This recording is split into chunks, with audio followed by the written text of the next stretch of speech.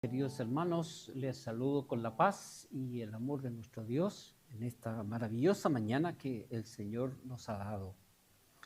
Quiero que abran sus Biblias, por favor, en Lucas, el capítulo 23, los versículos 13 al 25. Lucas, capítulo 23, los versículos 13 al 25. Continuamos con nuestra serie de sermones allá en el Evangelio de Lucas y esperamos que sea de gran provecho para nuestras vidas lo que estamos estudiando. Voy a dar lectura a este pasaje que he mencionado y dice así la palabra del Señor. Entonces Pilato, convocando a los principales sacerdotes, a los gobernantes y al pueblo, les dijo: ¿me habéis presentado a este como un hombre que perturba al pueblo? Pero habiéndole interrogado yo delante de vosotros, no he hallado en este hombre delito alguno de aquellos de que le acusáis. Y ni aun Herodes, porque os remití a él. Y he aquí, nada digno de muerte ha hecho este hombre. Le soltaré, pues, después de castigarle. Y tenía necesidad de soltarles uno en cada fiesta, mas toda la multitud dio voces a una diciendo: fuera con éste y suéltanos a Barrabás. Este había sido echado en la cárcel por sedición en la ciudad y por un homicidio. Les habló otra vez Pilato, queriendo soltar a Jesús. Pero ellos volvieron a dar voces diciendo: ¡crucifícale! ¡Crucifícale!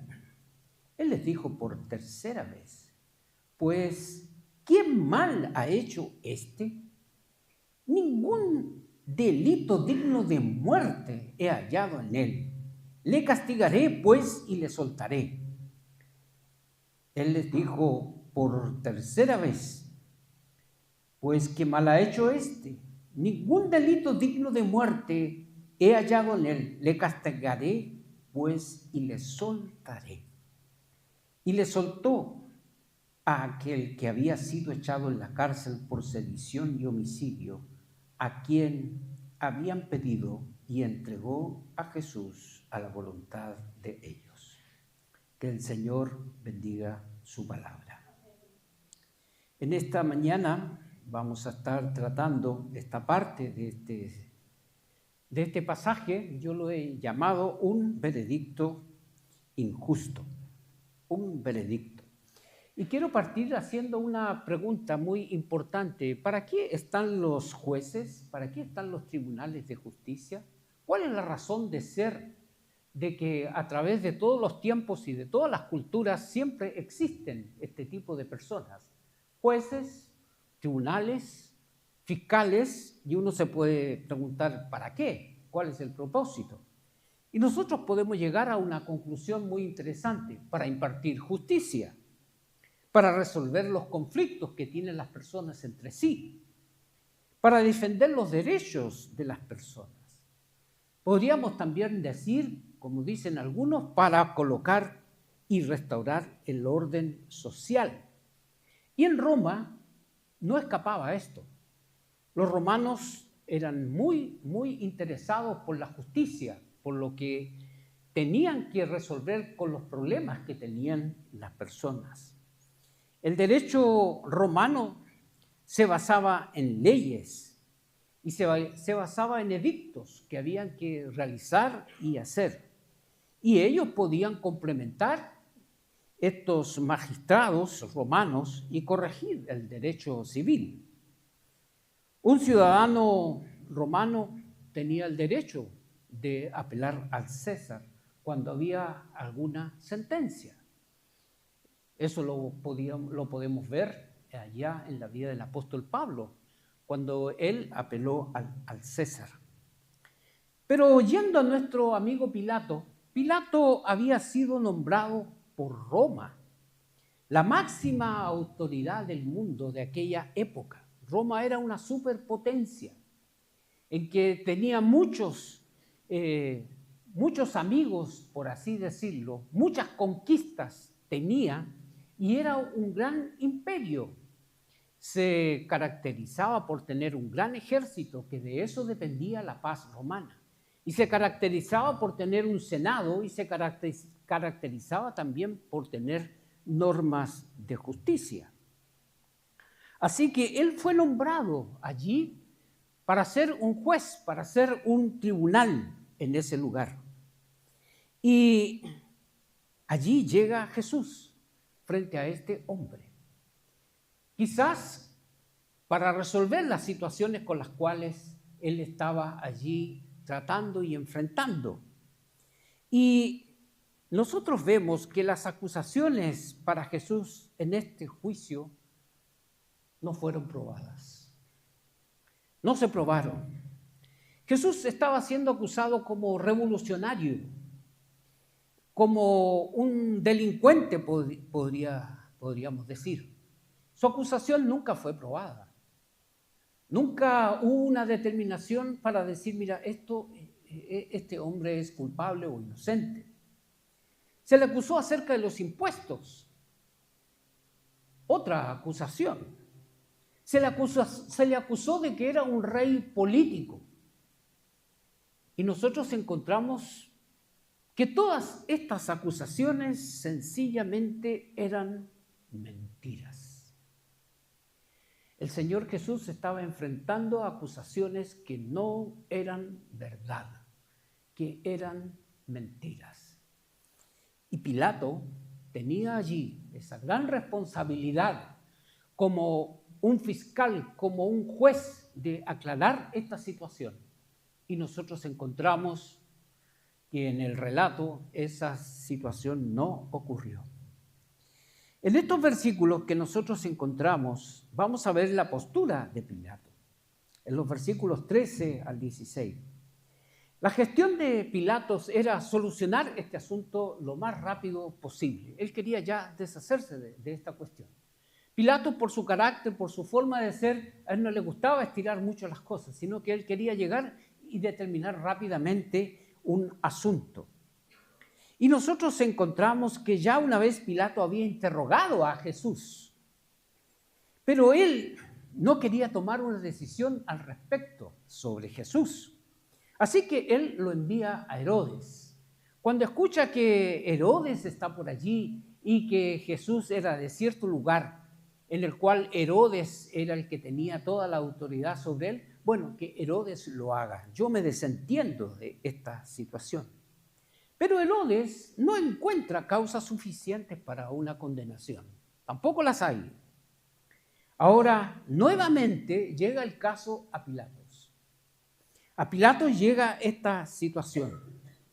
Y nosotros encontramos que Pilatos tiene que dar un veredicto, tiene que dar una resolución al respecto sobre el caso de Jesús.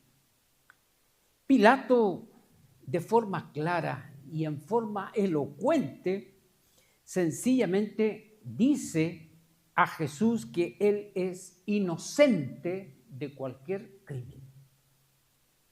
Parece que este hombre está un poco centrado, ¿verdad? Está haciendo lo correcto. Este hombre es inocente. Yo lo interrogué. Ya lo hice una vez. Lo mandé a Herodes. Y nosotros encontramos que los dos hemos llegado a una misma conclusión. Sencillamente que este hombre no tiene culpa alguna. La acusación que se vuelve a plantear allí, que perturba al pueblo, pero este hombre no tiene delito. No he hallado en este hombre delito alguno de aquellos de que le acusáis. Menciona más abajo el texto, nada digno de muerte ha hecho. Este hombre es inocente. Él no debiera estar aquí en este tipo de cosas. Esto ya estaba claro. Jesús era inocente. Para tranquilidad de ustedes, dice el texto, bueno, lo voy a soltar, lo voy a dejar ir después de castigarlo. Y Pilato sugirió un castigo no tan liviano para el Señor Jesucristo, sino que nosotros encontramos que la costumbre romana era de castigar a un preso, por así decirlo, era un azote brutal con látigos, con cuerdas de cuero que tenían muchas veces metales y huesos en las puntas. Y con eso, sencillamente, él está diciendo, yo voy a mandarle a azotar y después le voy a dejar libre, y acá se termina el asunto. Y nosotros encontramos que eso es lo que él decide hacer. Pero esto nos lleva a profundizar un poco más. ¿Cuál era la verdadera causa de por qué los fariseos y los ancianos tenían tanto interés en castigar a Jesús? Y no tan solo castigarlo, sino que matarlo. ¿Cuál era la causa de ellos? Ellos anteriormente en el texto, ellos habían dicho, bueno, él es un revolucionario, impide que pague los impuestos, quiere ser un rey político. Ahora están añadiendo de otra forma, él perturba al pueblo. Todas esas cosas eran mentiras. Ellos estaban con mentiras haciendo esto. No era verdad. Y nosotros podemos pensar, bueno, ¿y qué es lo que lleva a estos hombres a insistir tanto en la muerte de Jesús? Y nosotros encontramos de una manera muy clara en Marcos 15:10 lo que nos dice, porque conocía que por envidia le habían entregado los principales sacerdotes. La causa por la cual los fariseos querían entregar a Jesús y querían matarle, porque ellos tenían envidia de Jesús. Esa era su causa principal. No la dijeron, no la plantearon, pero encontramos que allí Pilato se dio cuenta de eso. Por envidia ustedes quieren matar a este hombre, simplemente porque están envidiosos de él. ¿Qué es la envidia? ¿Hasta dónde puede llegar la envidia si yo la permito en mi vida?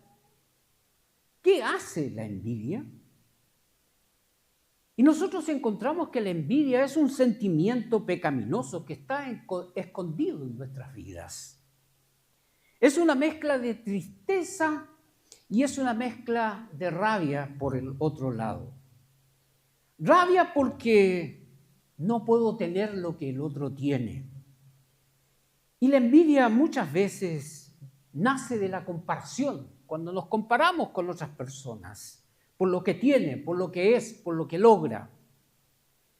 Y la envidia recurre al rumor, recurre a la descalificación, la envidia recurre a chismes, recurre a lastimar a la otra persona y se frustra a la persona por lo que el otro tiene, por lo que necesita, por lo tanto necesita destruir a esa persona o destruir lo que esa persona ha logrado.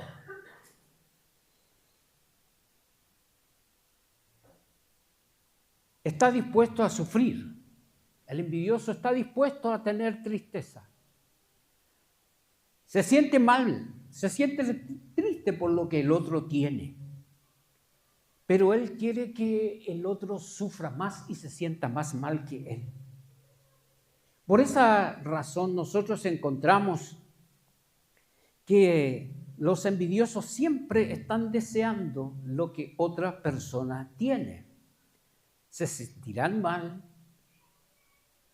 y se van a sentir mal también por lo que logran. la envidia. Y nosotros encontramos que la envidia se puede manifestar de diferentes formas, es decir, tiene diferentes resultados: resentimiento, ira, incluso acciones negativas, y todo eso nace por la envidia. Esta es una emoción muy compleja, es una emoción que todos la tenemos,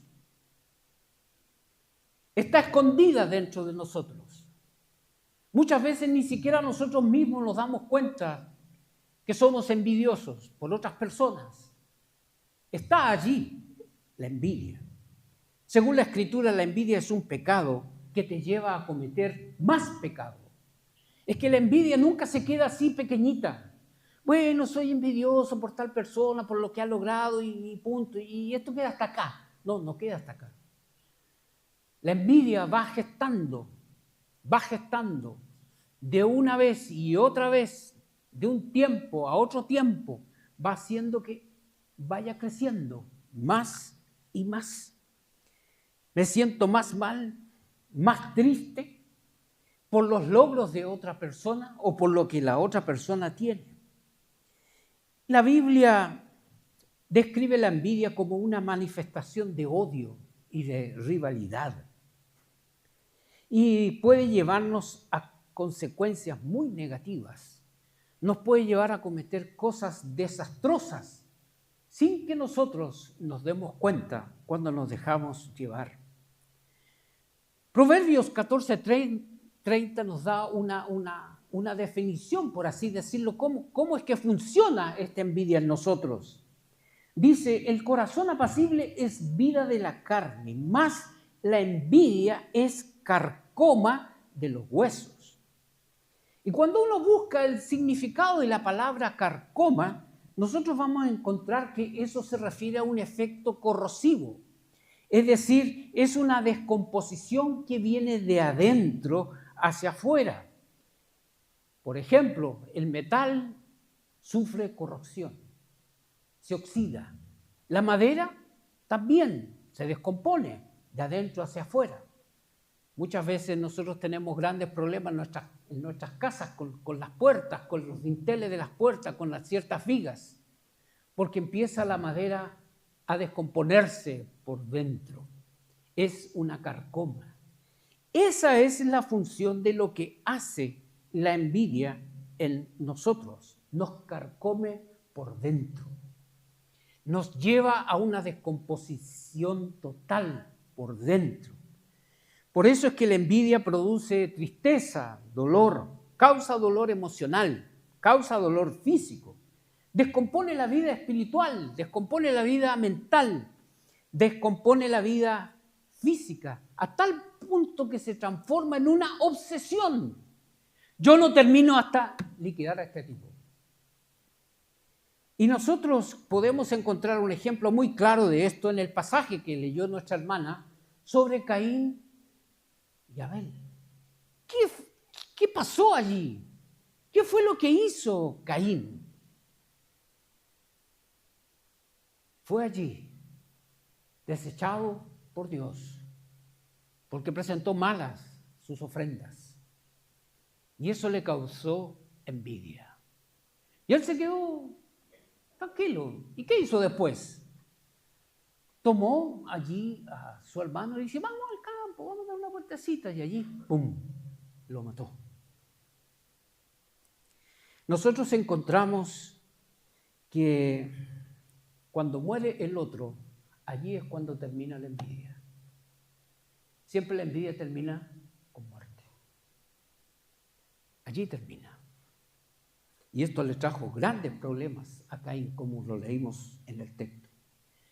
Y nosotros llegamos aquí a la envidia de los fariseos. La envidia de los fariseos se había desbordado, había llegado al odio. Ellos ya no lo podían aguantar. No podían soportar que Jesús fuera mejor que ellos. No podían soportar que la gente siguiera a Jesús. No soportaban que la gente admiraran a Jesús por su doctrina, por sus enseñanzas y cómo lo hacía con autoridad. Eso a ellos les movía de rabia constantemente. No podían soportar que Jesús hiciera milagros. Por eso, cada milagro que el Señor Jesús hacía, los principales opositores, ¿quiénes eran? Los fariseos, los ancianos, porque le tenían envidia a Jesús. No soportaban que Jesús tuviera razón en lo que decía y en lo que hacía. No soportaban que Jesús no cometiera errores. Jesús no se equivocaba, no cometía pecados. Entonces, nosotros encontramos que durante todo el ministerio de Jesús, durante todo su ministerio, se opusieron a Jesús. Y eso fue por envidia. La Escritura en reiteradas ocasiones nos dice que ellos buscaban la forma de matarle. Pero el texto nos aclara de que todavía no era su tiempo. ¿Te das cuenta hasta dónde puede llegar la envidia? ¿Te consideras una persona envidiosa o envidioso? Cuando iniciamos preguntas como estas, bueno, ¿por qué él tiene eso y yo no lo tengo? ¿Cómo fue que lo obtuvo? ¿Cómo fue que lo consiguió? ¿Quién le ayudó? Yo también merezco eso. ¿Cómo quisiera tener lo que tú tienes? La envidia es una característica notable, mis queridos hermanos, en el mundo y en el incrédulo. Tiene envidia por todo lo que tú tienes. Tiene envidia por tu cónyuge, tiene envidia por tu trabajo, tiene envidia por tus logros laborales o por tus logros académicos. Tiene envidia. Y una situación muy importante que nosotros tenemos que darnos cuenta hoy en día es que debemos enseñar a nuestros hijos desde pequeños a no ser envidiosos. A enseñarles de una manera muy clara que la envidia es algo que nos lleva a terminar mal con nuestra vida. Por esa razón, nosotros llegamos al desenlace de las acciones envidiosas de los fariseos.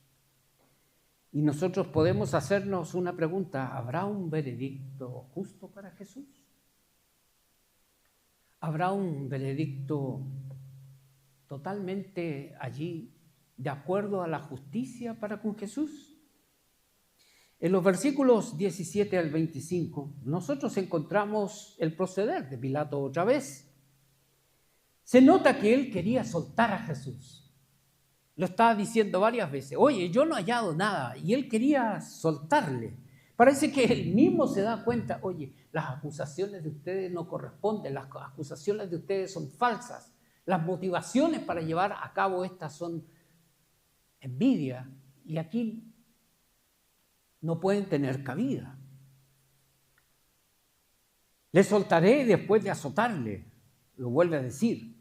Se dice que por más o menos por esa fecha podían soltarle a algún condenado. Era un tipo de indulto, era un tipo de intercambio. Y al parecer el texto está mostrando que se refería más que nada a que Pilato, al soltarle después de azotarle, le azotamos y le dejamos libre a él. Pero la multitud responde a este tipo de cosas. Él le dice a la multitud: fuera con este, sáquenlo, él no merece estar acá. Suéltanos a Barrabás.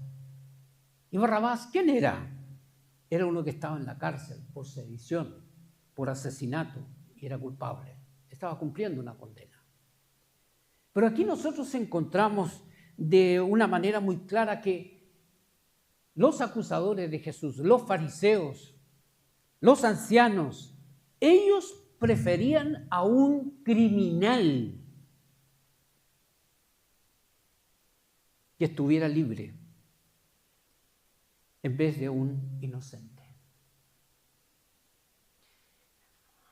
¿Ustedes están de acuerdo que un criminal comprobada su sus hechos que ha hecho, ¿usted está de acuerdo en darle algún indulto?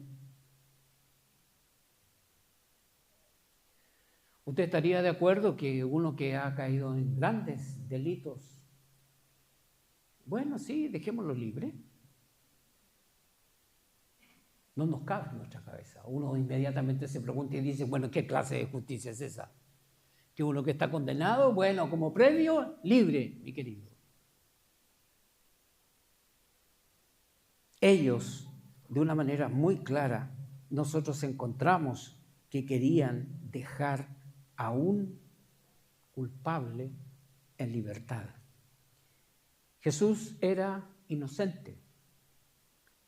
La envidia ya a ellos les tenía cegado. Estaban completamente ciegos. Por esa razón ellos dieron voces, es decir, gritaron. Claramente el texto dice que Pilato quería soltar a Jesús. Finalmente no lo hizo. Porque volvieron a gritar, crucifícale, crucifícale. Le están diciendo, oye Pilato, sabes que tú tienes toda la autoridad para crucificarlo, así que hazlo. Tú tienes que crucificarlo. Tú tienes la autoridad para hacerlo. Pilato siempre lo está intentando. No quiere condenar a Jesús. Por tercera vez él dice, pues ¿qué mal ha hecho este hombre? Ningún delito de muerte he hallado en él. Le castigaré y le azotaré y aquí terminamos. Pero la envidia, nosotros encontramos de los fariseos, pudo más que dar un veredicto justo. El relato que nosotros encontramos aquí, viéndolo así en forma profunda, no es fácil enfrentarse a la envidia. Pilato se estaba enfrentando a la envidia de los fariseos, de los ancianos que querían condenar a Jesús. Y no fue fácil. ¿Por qué? Porque el envidioso buscará todas las maneras de salirse con la suya. Va a mentir, va a justificar, va a gritar, va a amenazar, incluso va a querer matar por obtener lo que él quiere. Lucas lo repite de una manera muy clara, mas ellos instaban a grandes voces diciendo que fuese crucificado, y las voces de ellos y de los principales sacerdotes prevalecieron. Aunque Pilatos no quería hacerlo, nosotros encontramos que esta turba ya estaba dentro de un gran fanatismo y estaba, pero ya con una mentalidad bien clara, hay que matarle, sí o sí, no hay problema. Por eso encontramos la exigencia que le hacen a Jesús para que éste fuese crucificado. Y si ustedes se fijan, lo que menciona al final del texto, a la amenaza implícita que ellos hacen. Si sueltas a este hombre, si sueltas a Jesús, no eres amigo de César. Oye Pilato, ¿vos no lo querés hacer? Estás demostrando que no estás con César y te vamos a acusar.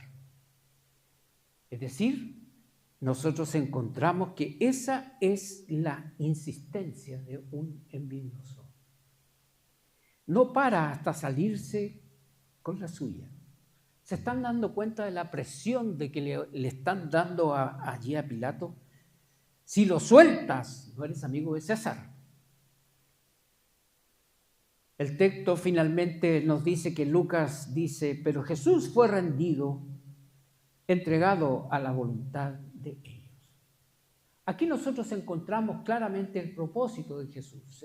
El Señor Jesús tenía que pasar por esta situación, porque así se cumple lo que la Escritura había dicho acerca de Él, que fue entregado por nosotros, que tenía que pasar por esto por causa de nosotros. Dice Isaías 53:5 más, el herido fue por nuestras rebeliones, molido por nuestros pecados. El castigo de nuestra paz fue sobre él y por su llaga fuimos nosotros curados.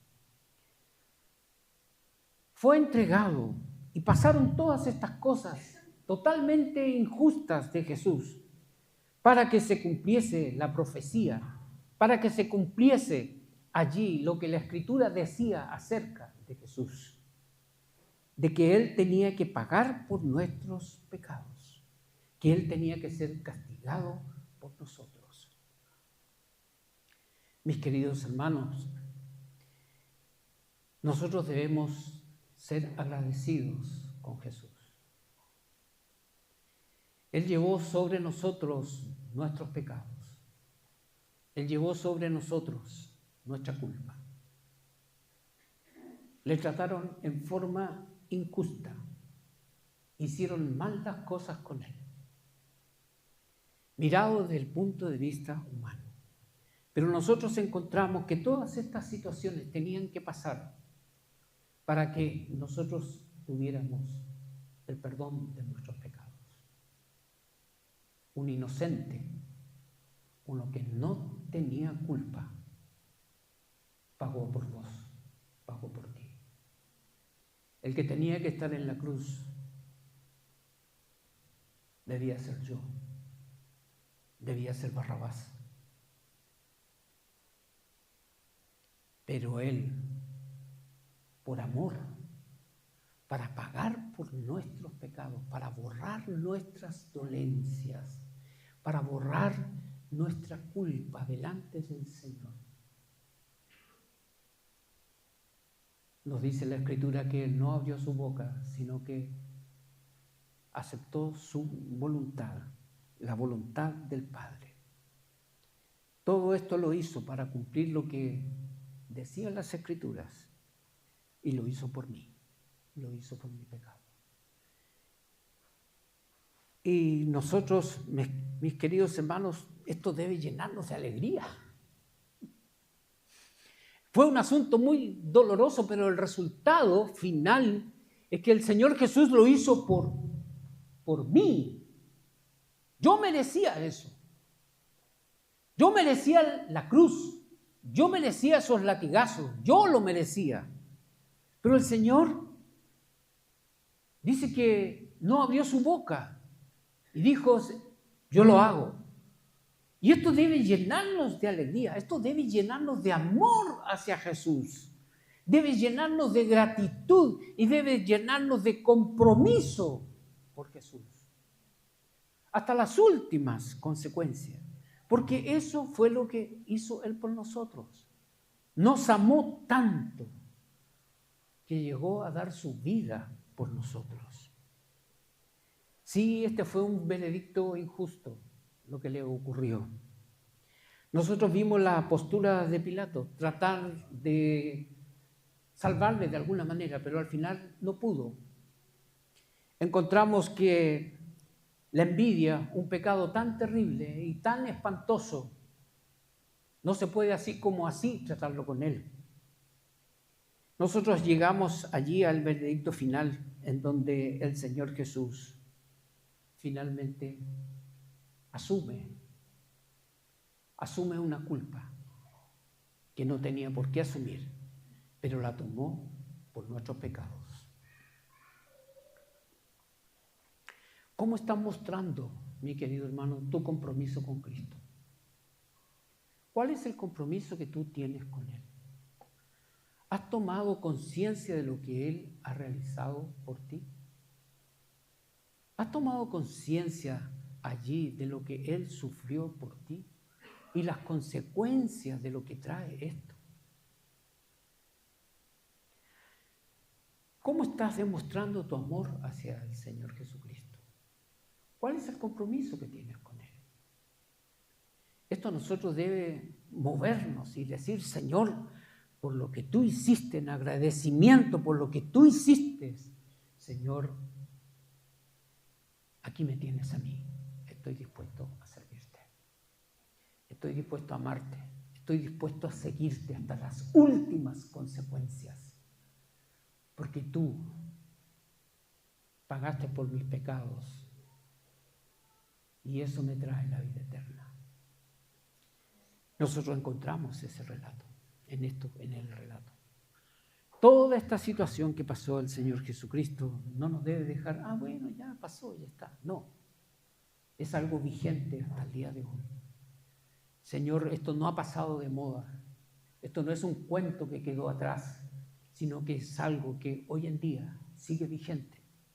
Así que por lo tanto yo tengo que irme allá donde Jesús y decir, Señor, gracias, me comprometo, haré tu voluntad, te seguiré. Señor, abre mis ojos para darme cuenta de lo que tú has hecho por mí. Ayúdame. Quiero serte fiel. Quiero seguirte. Siempre. Quiero hacer tu voluntad en todo tiempo. Pero preguntémonos también, ¿qué tal está tu envidia?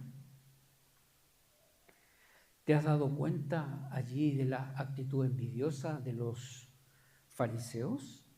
¿Te has dado cuenta hasta dónde puedo llegar? Mis queridos, si hay una situación así en nuestra vida, es que tenemos que abrir nuestro corazón al Señor y decirle, Señor, mírame, examina mi corazón, por favor.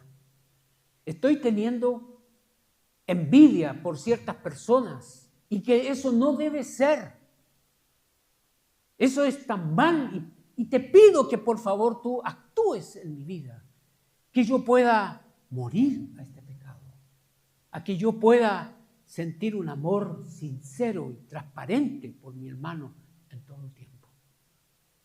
Es algo que nosotros aprendemos de este texto, para que constantemente nosotros andemos para honra y gloria de nuestro Dios. Pidamos al Señor su ayuda. El que a mí viene, yo no le echo fuera. El que me da su carga, el que me confiesa sus pecados, yo tendré misericordia, le daré otra oportunidad. Por eso, mis queridos hermanos, es el tiempo de siempre ir a Jesús y que todas estas actitudes que nacen de la envidia, nosotros por medio de Cristo podamos desecharlo y hacer su voluntad para su gloria. Oremos. Amado Padre, muchas gracias. Muchas gracias, Señor, por tu palabra. Al mirar tu palabra nos damos cuenta. Nos damos cuenta, Señor, de todo lo que te pasó en la vida, Señor, y que todo lo que te ocurrió fue para limpiarnos, para hacernos aceptos delante tuyo. Gracias, Señor. Muchas gracias. Sufriste injusticias, azotes, burlas, golpes, clavos, crucifixión. No protestaste, no abriste tu boca. Tomaste nuestro lugar en la cruz y te damos gracias de todo corazón. Ayúdanos a responder de una manera favorable, de acuerdo a tu voluntad, a ese sacrificio tan grande que hiciste por nosotros. Señor, examina nuestros corazones. Ve si hay vestigios de esta situación tan complicada y difícil que es la envidia. Ayúdanos a morir, Señor, a estos pecados. Y ayúdanos a hacer tu voluntad y a amarte y amar a nuestro prójimo, como decíamos al principio, Señor, del culto, que debemos amarte a ti y amar a nuestro prójimo como a nosotros mismos. Señor, saca todo vestigio de envidia de nuestras vidas y ayúdanos a que siempre podamos hacer tu voluntad para gloria tuya. Muchas gracias, Padre. Muchas gracias. Desde lo más profundo de nuestro ser, Señor, te damos gracias por lo que has hecho por nosotros. En el nombre de Cristo Jesús. Amén.